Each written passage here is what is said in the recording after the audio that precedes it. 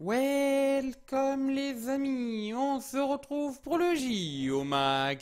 Au programme de cette 11e journée des Olympiades de Rio, nous allons parler de saut à la perche avec Renaud Lavillenie qui a une opportunité d'égaler l'exploit fait par Bob Witchard entre les Jeux Olympiques de 1952 et de 1956, c'est-à-dire d'être champion olympique du saut à la perche pour la seconde fois consécutive.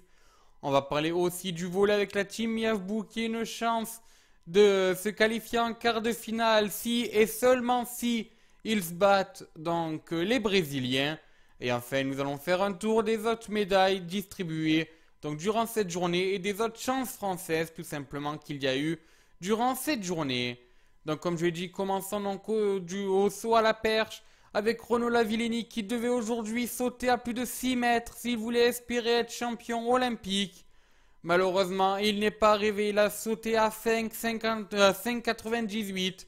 Pas assez pour battre le Brésilien Thiago da Silva qui lui a sauté à 6,03 m et qui devient ainsi champion olympique chez lui devant le maître Renaud Lavillenie.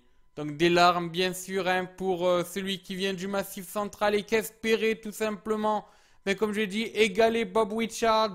Ce ne sera pas le cas aujourd'hui et c'est vraiment dommage. Thiago donc da Silva, perchiste à suivre, lui qui a seulement 22 ans et qui pourtant a fait une très grosse performance parce que personne n'est arrivé à sauter aussi haut pour aller détrôner Renaud Lavillenie. Parlons donc maintenant donc de volley avec la team Yavbou qui, comme je l'ai dit, avait un match donc face au Brésil, sa seule et unique chance donc de se qualifier en quart de finale de ces JO de Rio. Malheureusement, ça ne sera pas le cas, ils échoueront 3-7-1 face à des Brésiliens. On a vu quand même une grande équipe de France qui s'est battue jusqu'au bout. Mais voilà, il manquait peut-être 2 défaites en moins. Ces 2 défaites qu'ils ont concédées, donc on le rappelle, en début de tournoi contre l'Italie, puis contre les Américains. Voilà, 2 défaites qui pèsent cher en plus de celle-là contre le Brésil et qui les privent de qualification donc pour les quarts de finale olympiques. Donc voilà, dommage pour la team Yavbou qui était pourtant fait donc une très grande préparation malgré donc leur qualification que lors du deuxième tournoi de qualification olympique, ils avaient quand même montré quelque chose de beau ces 2 dernières années, principalement l'an dernier. Donc voilà, on va quand même continuer à les suivre, bien sûr, en espérant qu'ils nous fassent rêver sur d'autres compétitions dans les mois à venir. Parlons donc maintenant d'athlétisme, donc toujours sur ce stade du Maracana, avec le 400 mètres féminin, et Sean Miller qui s'est jeté, mais alors je crois que l'expression se jeter sur la ligne n'a jamais aussi bien porté son nom, vu que la Jamaïcaine s'est tout simplement allongée quasiment. Elle s'est jetée tête en avant, donc à quelques mètres de la ligne d'arrivée, pour tout simplement passer la ligne devant ses adversaires, devant Allyson Felix, et c'est vraiment quelque chose donc de fou de la part donc de Sean Miller, qui a réalisé quelque chose de très grand. Et voilà, donc elle a vraiment franchi la ligne, comme je l'ai dit, en plongeant, elle était à bout de souffle. Et voilà, elle arrive quand même à s'imposer.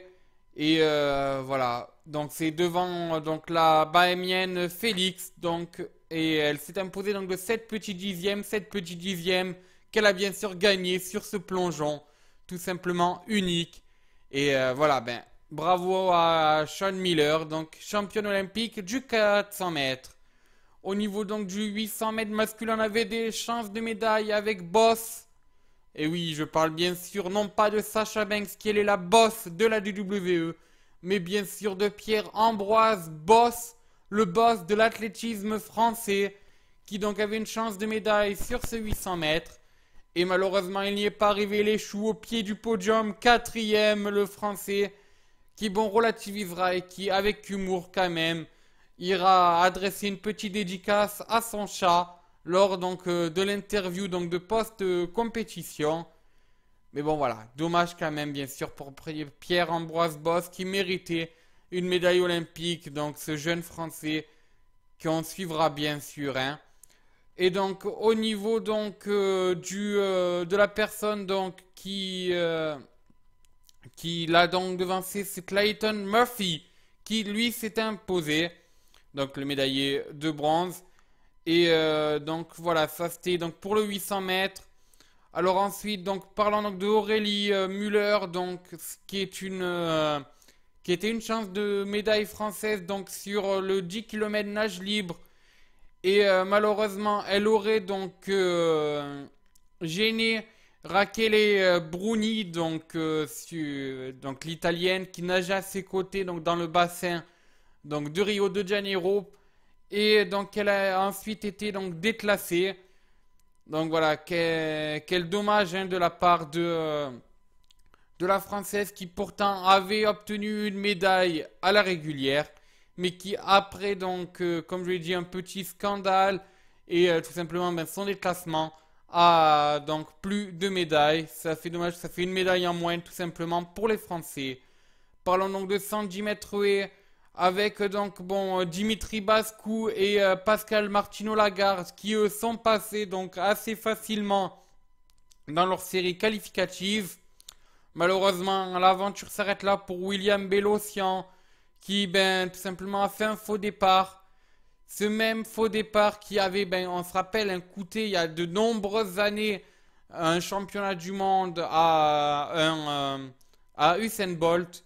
Et ben là, donc c'est notre ami William Bellocian qui lui aussi fait ben, malheureusement victime donc de cette règle, comme quoi un faux départ égale une élimination. Élimination pour le Français qui, vous l'avez compris, ne participera pas à la suite de la compétition olympique sur le 110 mètres haies. Au niveau donc de la boxe, c'est donc Sissoko, donc le Français Souleymane Sissoko, qui donc s'offre donc la première médaille donc française au niveau de la boxe, au niveau donc des quatre coins du ring. Malheureusement, une médaille qui a un goût très amer pour lui. C'est la médaille de bronze. En effet, le Français doit s'incliner en demi-finale. Donc face à son adversaire, le Kazakh Daniyar Yelutsinov. Donc après un chaos technique, donc signalé par les arbitres. Donc voilà, un grand goût d'inachevé. On sait que ça fait souvent polémique. Hein. Ces décisions arbitrales en tennis, en boxe, pardon, tout comme en MMA, donc le fait donc de signaler un chaos technique, c'est vrai que des fois, ben le compétiteur peut encore hein, se battre. Et là, c'était le cas donc du Français. Mais bon, voilà, malheureusement, l'arbitre a préféré pour sa sécurité et on peut le comprendre. Tout simplement, ben lui, ne pas lui accorder le gain de ce match et tout simplement ben, faire sonner la cloche. Donc voilà, good inachevé donc pour Souleymane Sissoko qui, ben, malgré tout, va quand même remporter la première médaille française en boxe. Et je suis sûr que d'autres vont arriver, ça c'est sûr et certain, c'est déjà acté officieusement. Maintenant, il n'y a plus qu'à connaître le métal qui donc accompagnera cette médaille. Et mon petit doigt me dit qu'il se peut que ce soit un des plus beaux des métals. Je ne dis ça, je ne dis rien, bien sûr. Continuons donc maintenant avec donc les États-Unis qui continuent donc de squatter les premières places et qui continuent donc tout simplement ben, de remporter des médailles donc dans cette compétition et qui conserve sa première place. Donc ben, devancé par la Grande-Bretagne et la Chine donc qui se battent eux aussi donc au niveau de la place des médailles.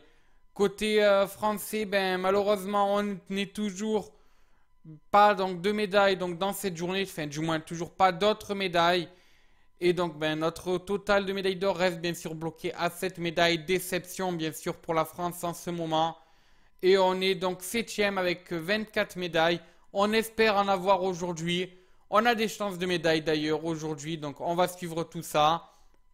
Donc voilà, sur ce, moi je vous dis, à ciao, bonsoir les amis.